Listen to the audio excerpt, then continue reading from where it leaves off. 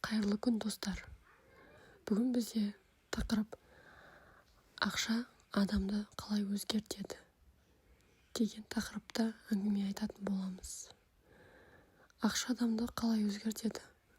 Бұл сұрақ көп адам өз-өзіне жиі қояды. Кейбіреу қояды, кейбіреу қоя алмайды да. Кейбіреулер мысалы ақша адамды бұзады дейді. Ал енді біреулер ақша адамды ол өзгертпейді, адамның шын бейнесін ашып береді дейді. Шындық осы екі сөздің ортасында сияқты. Адам жоқшылық көрген кезде қарапайым болып жүреді де, ақша пайда болғанда өзгере шығады. Себебі өмір оны сабырға үйретеді. Ол адамдардың қадірін біледі, кішкентай нәрсеге қуанады. Бұл яғни ақша жоқ кезде. Бірақ қолына ақша келе бастағанда оның өмірі ғана емес, ойы да өзгере бастайды.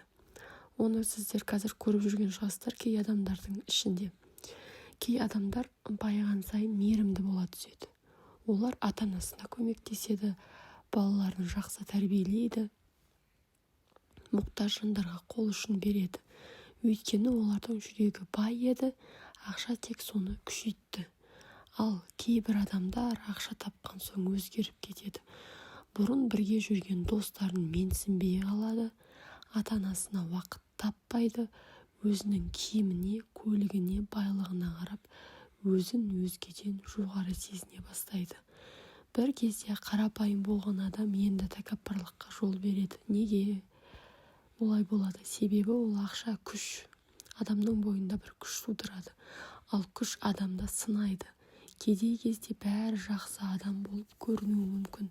Бірақ адамның шын мінезі қолына мүмкіндік тиген кезде байқалатынын ұмытып кетеміз.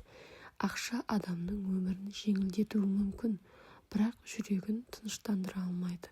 Өйткені дүниеде ақшаға сатып ала алмайтын нәрселер бар.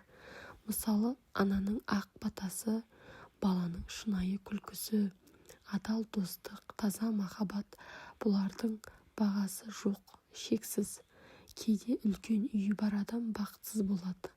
Ал кішкентай үйде отырған отбасы бір-біріне сүйеніп, күліп отырып, бақытты өмір сүреді.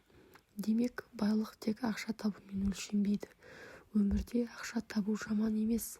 Әр адам жақсы өмір сүргісі келеді, бірақ ең маңыздысы ақша тапқанда адамгершілікті жоғалтпауымыз керек.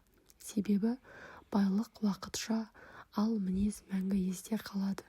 Ертең сенің қанша ақша тапқаның ұмытылуы мүмкін, бірақ сенің адамдарға қалай қарағаның, кімге көмектескенің, қандай адам болғаның ешқашан ұмытылмайды.